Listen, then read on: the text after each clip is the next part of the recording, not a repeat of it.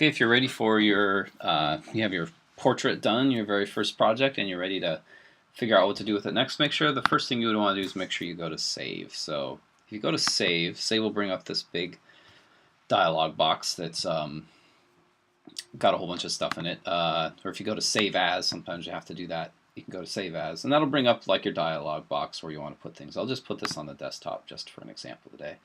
And you have all these options in here for how you want to save it. You could save it as a Illustrator file. You could save it as a PDF, which is something that you could read on any platform, regardless whether you have Illustrator loaded on there or not.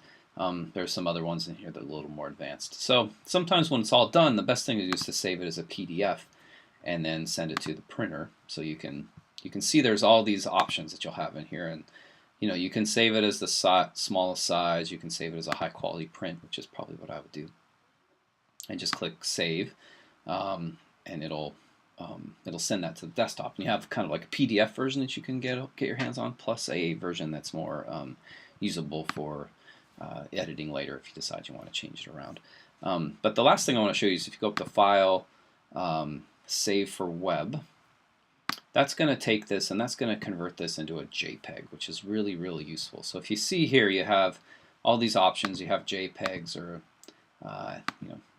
GIFs. You have PNGs. You have if you want to go with a GIF and you want to change it to your colors. If you don't want it to have as many, you can change this down so that you only have a 2-color GIF or a 4-color GIF. And you can see this looks like old school, really early web kind of base stuff, right? But the idea is that since it's only got the 4 colors, it's going to be really small file size.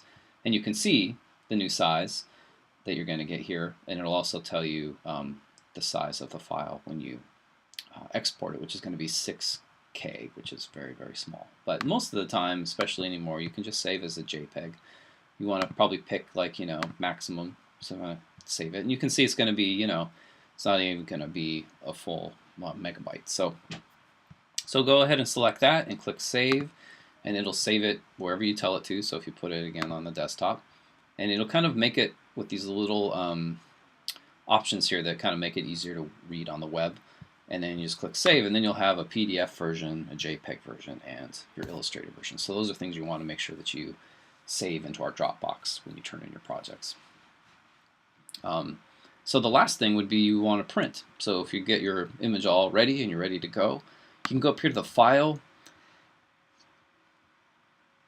File Print menu right there, and File Menu Print, that's going to bring up your whichever printers you work on. If you have your own printer at home, it's going to have a totally different setup, but for the class we're using the Secure Print printers that are those multifunction printers that we have in our labs.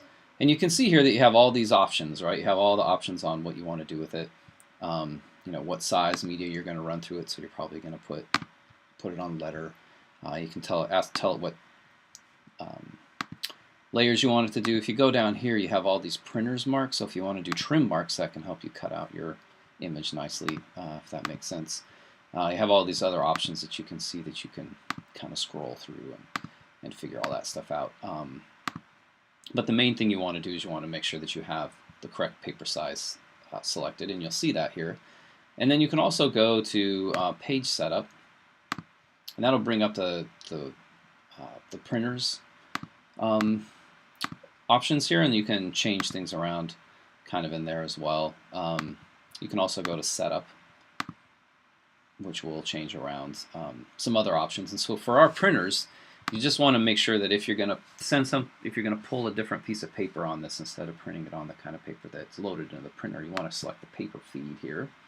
And instead of auto select, you want to go manual feed. And that'll tell the printer that you're going to send this to the printer, but you don't want it to pull out of the regular paper tray. You want to put your own paper into the manual feed tray before you send it through. So if you're going to print on like nicer paper, just something a little bit different, you can do that. Remember, we can't send really heavy duty paper through this. It can't print on like Reeves BFK. It's only capable of printing on like heavier bond type papers and things like that.